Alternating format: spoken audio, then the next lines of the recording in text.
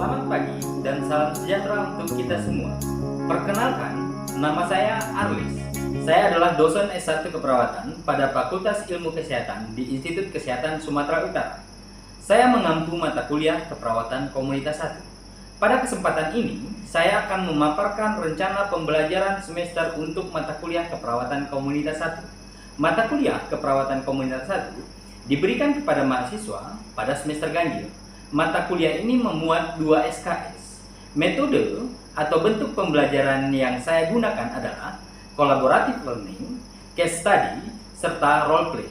Sebelum saya menjelaskan lebih lanjut teknik pengajaran saya, terlebih dahulu saya menjelaskan deskripsi singkat, luaran yang diharapkan, dan model pembelajaran pada mata kuliah Keperawatan Komunitas 1 ini. Mata kuliah Keperawatan Komunitas 1, fokus mata kuliah ini membahas tentang konsep dasar kesehatan dan keperawatan komunitas, program-program kesehatan atau kebijakan pemerintah dalam menanggulangi masalah kesehatan prioritas di Indonesia, asuhan keperawatan komunitas, dan pembahasan terkait isu dan kecenderungan masalah kesehatan komunitas. Mata kuliah ini berguna dalam memahami konsep dasar keperawatan komunitas dan berbagai area khusus dalam keperawatan komunitas, terutama terkait dengan masalah kesehatan yang lazim di Indonesia, dan memahami mekanisme jaminan layanan keperawatan komunitas, serta isu maupun kecenderungan yang terjadi atau prasyarat untuk mengikuti mata kuliah Keperawatan Komunitas 1. Pengalaman belajar meliputi kuliah, diskusi, PJBL, pembahasan kasus, dan praktikum. Adapun capaian pembelajaran mata kuliah ini: 1. Menjelaskan pengantar kesehatan komunitas, menjelaskan epidemiologi pendudukan, menjelaskan konsep dasar keperawatan komunitas, merencanakan asuhan keperawatan komunitas dalam rentang sehat sakit, menguraikan program-program kesehatan maupun kebijakan dalam menanggulangi masalah kesehatan utama di Indonesia, menjelaskan isu dan kecenderungan dalam keperawatan komunitas. Setelah kita tahu gambaran singkat mata kuliah yang saya ampu ini, selanjutnya saya akan menjelaskan terkait metode pembelajaran yang digunakan, yaitu collaborative learning, case study, serta role play. Collaborative learning di sini menerapkan pembelajaran kolaboratif melibatkan partisipasi aktif para mahasiswa dan mampu bekerja sama sehingga meminimalkan perbedaan-perbedaan antar mahasiswa itu sendiri. Case study atau studi kasus. Pada metode ini, saya memberikan deskripsi suatu kasus yang mengharuskan mahasiswa mampu memecahkan suatu masalah yang terjadi. Sedangkan role play, yaitu permainan peran dalam metode ini, merupakan proses belajar dengan mengkreasikan suatu peristiwa pada keadaan tertentu. Sebagai contoh, di sini, mahasiswa berperan sebagai perawat yang memberikan edukasi, penyuluhan kepada masyarakat, dan juga berperan sebagai klien. Di sini saya akan mengevaluasi bagaimana mahasiswa berinteraksi menggunakan komunikasi yang disampaikan, tindakan yang diberikan, yaitu respon dalam menghadapi klien, dan bagaimana proses situasi yang berjalan dalam aplikasi di lapangan. Assessment yang saya gunakan pada proses perkuliahan, pada awal pertemuan melakukan kontrak perkuliahan yang saya sepakati dengan mahasiswa. Dalam kontrak perkuliahan tersebut termasuk bagaimana cara penilaian yang akan diperoleh mahasiswa dalam mata kuliah ini. Dalam mata kuliah ini adalah penilaian yang akan saya berikan kepada mahasiswa dalam menuntun mata kuliah ini agar terstruktur dan berjalan dengan baik selama proses pembelajaran. Maka saya berpedoman terhadap RPS yang sudah disusun berdasarkan kurikulum dari AIPNI, dan RPS ini disosialisasikan kepada pertemuan pertama perkuliahan untuk mempermudah proses perkuliahan dan topik pembelajaran setiap pertemuan. Selain itu, dalam pemberian materi ajar, ada juga berhubungan dengan jurnal penelitian, terutama terkait dengan promosi kesehatan dan edukasi masyarakat maupun keperawatan komunitas itu sendiri, di mana salah satu jurnal penelitian saya terkait mata kuliah Keperawatan Komunitas 1, yaitu penerapan protokol kesehatan dalam pencegahan COVID-19 selama PTMT di SMK Negeri 2 Banda Meriah. Demikianlah sedikit pemaparan dari saya. mengenai proses pengajaran dan interaksi kepada mahasiswa selama proses pembelajaran. Selanjutnya saya akan menampilkan pengajaran saya pada mata kuliah keperawatan komunitas 1 untuk pertemuan pertama secara offline di ruang kelas dan online melalui aplikasi Google Meet yang biasa digunakan untuk mahasiswa kami di program studi keperawatan Fakultas Ilmu Kesehatan Institut Kesehatan Sumatera Utara. Selamat menyaksikan dan terima kasih. Assalamualaikum warahmatullahi wabarakatuh. Salam sejahtera buat kita semua. Assalamualaikum warahmatullahi wabarakatuh. Ya, untuk pertemuan hari ini kita akan membahas mengenai pertemuan pertama yang nanti akan kita bahas itu mengenai pengantar keperawatan komunitas. Yang nanti pokok bahasannya itu akan bercerita atau akan memberikan penjelasan terkait masalah kesehatan secara umum, kemudian keterkaitan dengan perawatan kesehatan komunitas. Kemudian nanti kita akan bercerita atau menjelaskan mengenai apa dan bagaimana struktur dari perawatan komunitas itu sendiri. Dan yang terakhir nanti kita akan coba bercerita mengenai gambaran aplikasi tentang bagaimana dan seperti apa pelayanan-pelayanan umum kesehatan yang ada di komunitas itu sendiri. Nah, nanti kita berlangsung pembelajaran ini akan berlangsung ke depan. Ada 2 metode yang kita sampaikan, metode interaktif yaitu antara saya akan berinteraksi langsung dengan kalian. Jadi dalam pembelajaran ini nanti kalau ada hal yang kira-kira kurang jelas langsung bisa ditanyakan kepada kita dan kita akan memberikan waktu untuk berdiskusi dalam pembelajaran ini. Nah, kita langsung saja masuk ke poin yang pertama. Kalau kita bercerita mengenai definisi komunitas itu, bercerita tentang komunitas itu sendiri. Komunitas itu adalah bentuk atau wadah yang berkaitan dengan sebuah kelompok. Kata lain, kelompok itu adalah dimana kalau kita cerita kelompok itu secara struktur pasti lebih dari 1 orang. Ketika sudah lebih dari 1 orang sudah bisa kita definisikan dengan bentuk kelompok. Di dalam komunitas ini nanti yang menjadi fokus kita, pembahasan kita sendiri tidak terlalu dominan atau tidak selamanya bercerita tentang kelompok itu sendiri.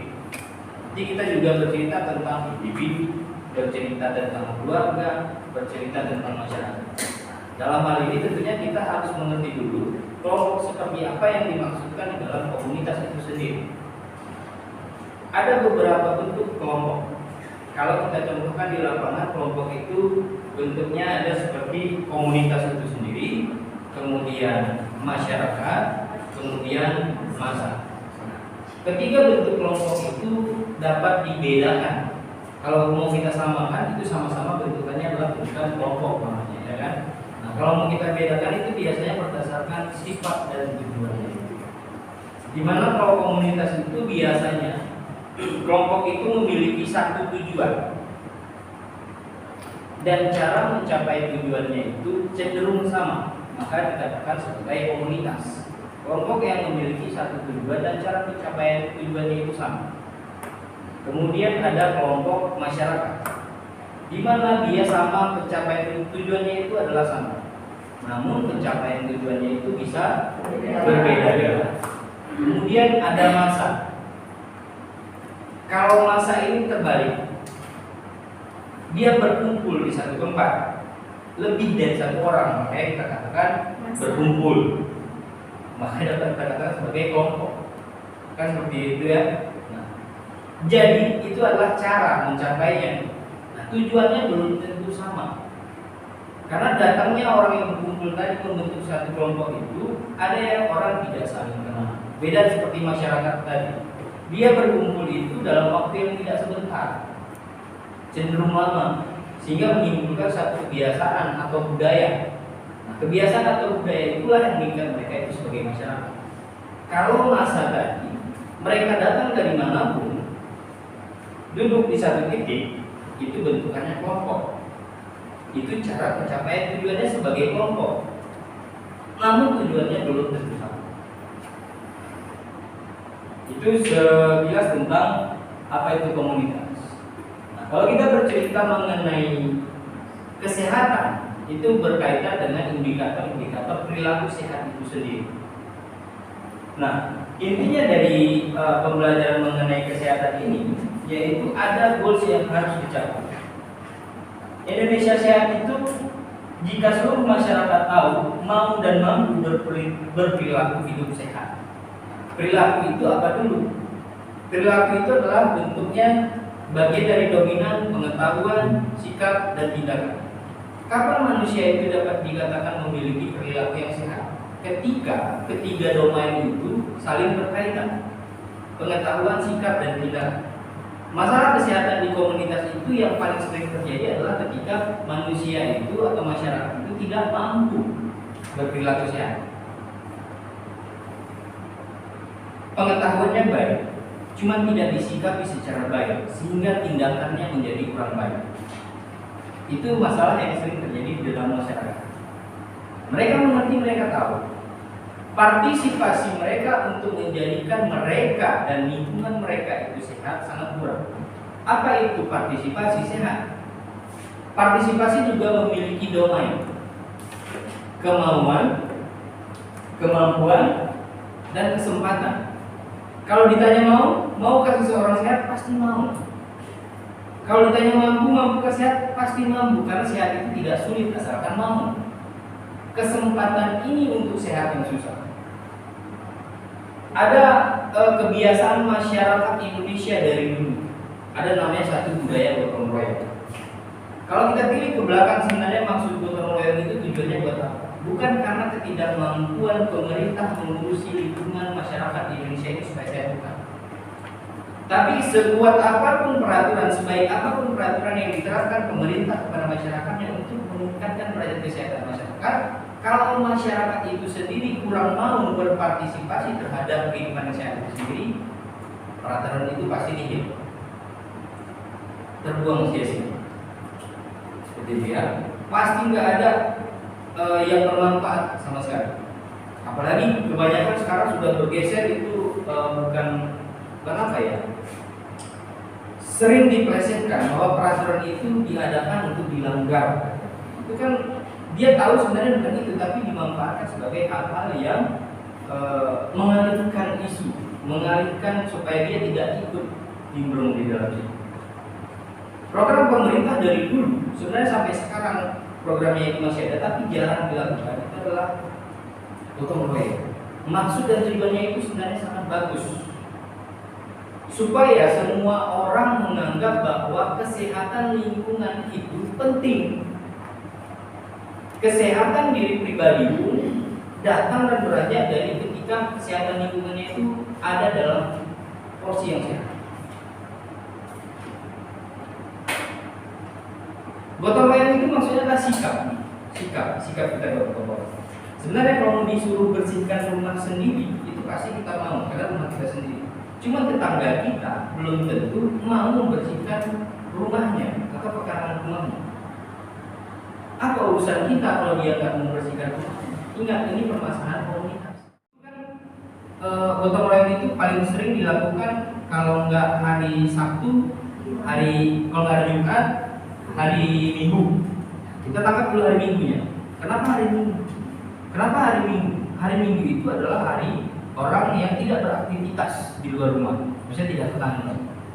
Harapannya semua bisa datang.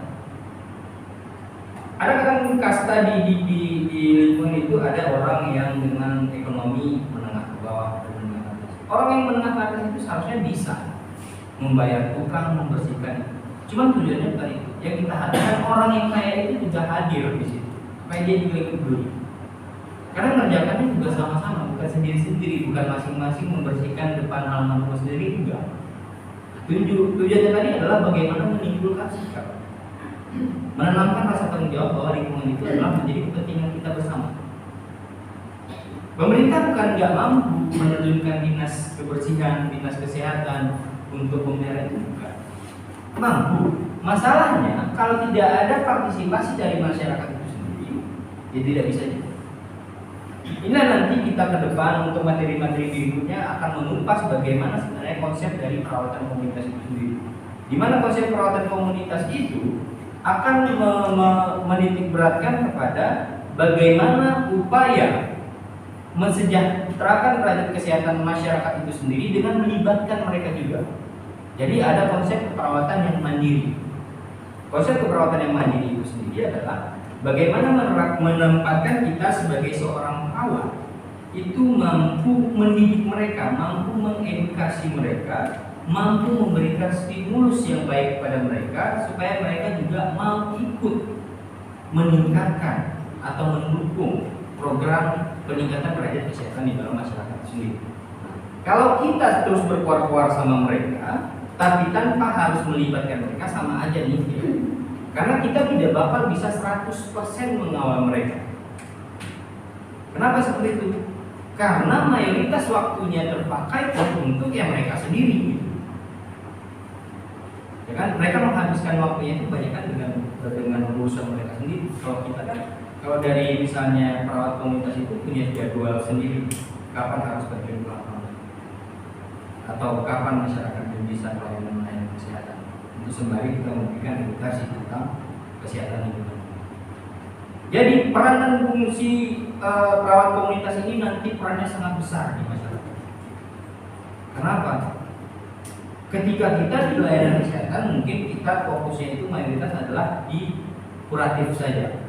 Nah, kalau di komunitas itu kita mulai dari preventif, kuratif, promotif, rehabilitatif jadi makanan kita sebagai tugas orang perawat di komunitas. Jangankan orang yang sakit, orang sebelum dan setelah sakit pun itu menjadi urusan kita. Kenapa? Karena masalah kesehatan lingkungan tadi, bukan masalah kesehatan individu saja yang kita urusi di sini. Yang kita sekarang sedang sehat itu sama resikonya dengan orang yang sedang sakit sekarang. Itu makanya kenapa harus preventif, kuratif, promotif dan rehabilitatif menjadi tugas kita sebagai perawat komunitas. Jadi kita harus paham betul masalah-masalah serta karakteristik sehat di masyarakat itu sendiri. Nah, kalau masalah kesehatan terbesar adalah masalah kesehatan perilaku kalau di masyarakat. Jadi hal-hal seperti itu tidak bisa diabaikan. Jadi pada saat kita akan turun ke masyarakat pun kita harus bisa menjadi masyarakat itu di sini. Kita sebagai seorang perawat yang nantinya di sini adalah perawat komunitas.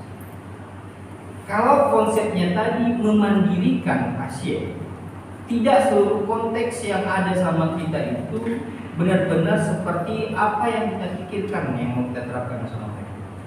Katakanlah kita mau menyusun intervensi. Intervensi itu secara basic memang basic perawatan yang kita pahami dengan latar belakang pendidikan yang kita punya dan tuangkan sama mereka.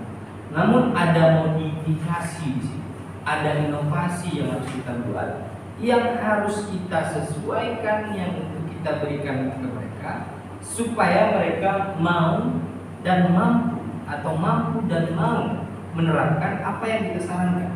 Intervensi itu nggak dari kita. Kita hanya sebagai manajer. Manajer seperti apa? Kita sampaikan kepada mereka kira-kira apa yang bisa menjadi solusi. Ada beberapa opsi untuk mereka pilihkan. Kenapa mereka pilihkan? Berdasarkan apa yang mereka pilihkan. Mereka bakal melihat kriterianya. Apa yang paling mungkin mereka dapat lakukan. Kalau dia seorang petani, kalau dia seorang wira swasta, atau kalau dia di rumah tangga, pasti intervensi yang diberikan itu bentuknya beda-beda, menyesuaikan. Walaupun goalsnya nanti adalah tujuannya untuk sehat. Seperti itu. Nah, untuk menunjang pembangunan nasional, yang di sini prinsipnya adalah bagaimana membangun masyarakat secara nasional itu dalam konteks masyarakat yang sehat. Jadi harus ada manusia atau masyarakat yang sehat dan produktif. Untuk menunjang hal-hal tersebut, ada beberapa hal yang harus kita sesuaikan sesuai dengan karakter dan kriteria di dalam masyarakatnya itu sendiri. Jadi sebelum melakukan apapun, sebelum membuat program apapun, kita harus benar-benar terjun dulu ke masyarakat supaya tahu apa yang akan kita sampaikan atau apa yang kita berikan sama mereka. Jadi kerap kali nanti kalau kita di tengah masyarakat kita menemui beberapa kendala untuk melakukan pendekatan kepada masyarakat. Nah, dalam konteks ini seharusnya kalau kita mau menyehatkan masyarakat, kalau kita mau ibaratkan berarti mereka yang penting sehat. Kita yang berupaya menjembatani mereka untuk sehat. Namun kejadian di lapangan itu sering buyar. Mereka menganggap kita itu datang ke mereka, kita yang punya kepentingan, bukan mereka yang memerlukan pertolongan atau bantuan atau hal yang kita bentuk untuk mensehatkan lingkungan. Itu kendalanya. Kenapa? Karena saat ini mereka merasa sedang baik-baik saja. Mereka tidak pernah menyadari atau jarang ada masyarakat yang menyadari kalau mereka sedang dalam posisi yang tidak sakit, cuma punya risiko untuk sakit. Kenapa? Karena ada lingkungan yang tidak sehat. Dan masih banyak manusia produktif yang di dalam tubuhnya itu belum tentu sehat 100%, cuman daya tahan tubuhnya kalau di usia produktif itu masih bagus. Kita gambar dulu tempat itu.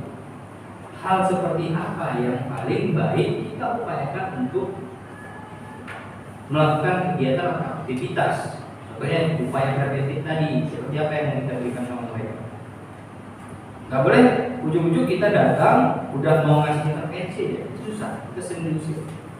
Apalagi kejadian sekarang, dengan perkembangan sekarang, dengan tingkat ekonomi sekarang, orang itu berpikirnya banyak yang kurang positif. Kita datang dikira kita salah, kita datang takut nanti dikatain yang akan menghipnotis mereka, ya kan? Kita datang mereka nggak punya waktu, wajar saja mereka nggak punya waktu. Kenapa?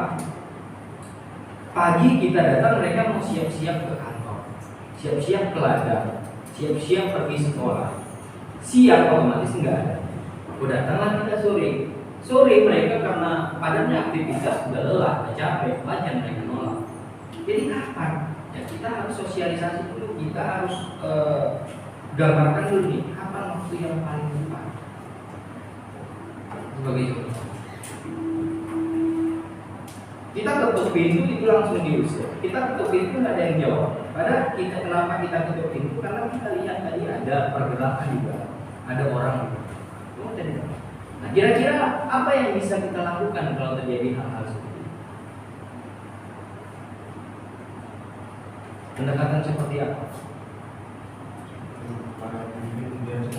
Apa?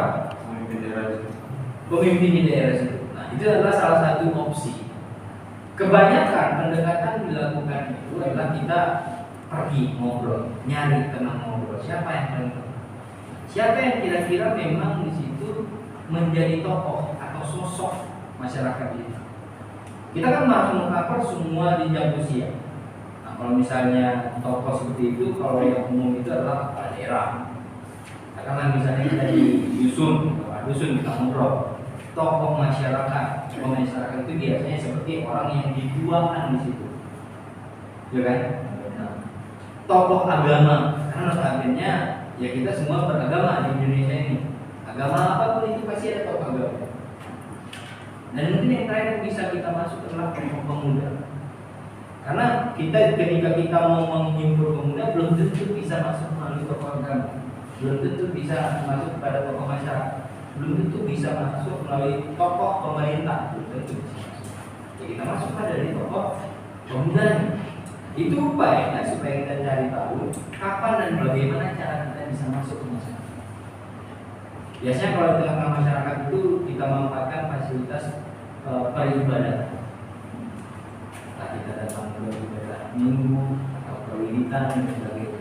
Kita minggu sebagai orang yang sedang beribadah juga. Cuma pasti ada satu momen kita diberikan kesempatan untuk memberikan edukasi kepada masyarakat itu sendiri. Ya kan? Kemudian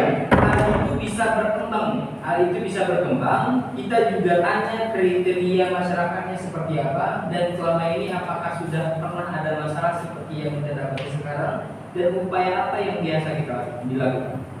Nah, ketika upaya itu telah disampaikan sama kita dan kita telah mengobservasi, oh ini bukan tidak berhasil, tapi belum optimal, belum maksimal. Yang kita tambahkan intervensi baru. Intervensi baru itu pun didasarkan pada kebiasaan dan kemampuan serta kesempatan masyarakat. Itu beberapa bentuk gambaran apa dan bagaimana sebenarnya di lapangan di komunitas kami.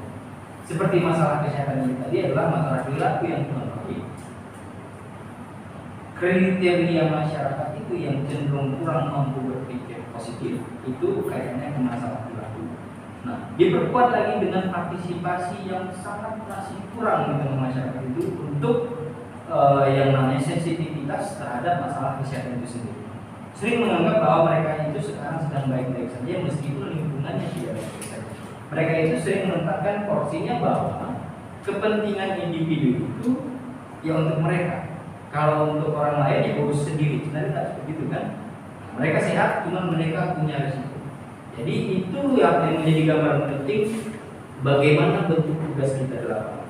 Untuk sekarang, untuk dunia yang sekarang ini, kemajuan teknologi sekarang, penempatan puskesmas itu sebagai pusat pelayanan yang untuk posisi pertama, tahap pertama di tengah masyarakat itu sudah sering terabaikan pemanfaatannya oleh masyarakat sendiri.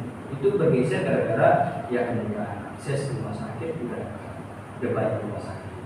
Kemudian mereka nggak merasa perlu lagi datang sebelum sakit, datang itu pada saat sakit saja. Pemerintah sekarang menyikapi hal tersebut, sistem atau distribusi bagaimana kita harus mendapatkan proses pelayanan kesehatan kalau menggunakan pelayanan kesehatan umum. Kalau kita mau rumah sakit itu harus dapat dulu rujukan dari puskesmas. Nah, namun pun itu masih dimanfaatkan kurang baik oleh masyarakat itu sendiri. Banyak yang datang hanya untuk diperiksa tapi tidak mau mendapatkan perawatan, langsung minta rujukan supaya bisa.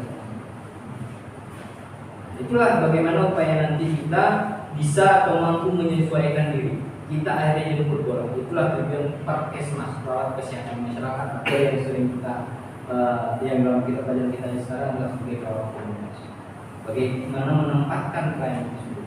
Kalau di lingkungan seperti yang kita cerita tadi di awal, bahwa kita sekarang juga akan bercerita mengenai beberapa titik atau pusat kesehatan atau fasilitas kesehatan di masyarakat itu ada puskesmas guna itu penempatan tenaga kesehatan di tengah masyarakat atau di daerah. Jadi kenapa itu harus diadakan di situ walaupun sekarang orang gampang ke rumah sakit langsung ke rumah sakit dari mana-mana walaupun baik itu pemerintah maupun swasta tetap harus puskesmas. Itu tujuannya adalah supaya mereka itu mendapatkan layanan kesehatan yang menyeluruh. Enggak hanya waktu sakit, sebelum sakit sudah harus dapat pengobatan istilahnya walaupun bukan diobati. Kalau mereka mendengarkan paparan itu kan bentuknya obat. Mungkin itu pemaparan kita hari ini. Ada yang kira-kira mau bertanya silakan. Ada yang kira-kira kurang jelas silahkan bertanya. Kalau untuk materi minggu depan kita akan teruskan ke materi yang lebih fokus kepada komunitas itu sendiri. Kalau hari ini kita hanya bercerita tentang bagaimana kesehatan itu sebenarnya, karakter masyarakat yang sehat itu harusnya seperti apa, kemudian fasilitas kesehatan yang harus ada di tengah masyarakat itu seperti apa. Ada pertanyaan atau sudah jelas? Kita simpan nanti untuk minggu depan. Oke? Kalau begitu, kalau tidak ada pertanyaan untuk hari ini, terima kasih. Kita akan bertemu pada materi berikutnya di minggu depan. Lebih dan kurang saya mohon maaf. Pertemuan hari ini saya tutup. Selamat sore, selamat sejahtera kita semua. Assalamualaikum warahmatullahi wabarakatuh.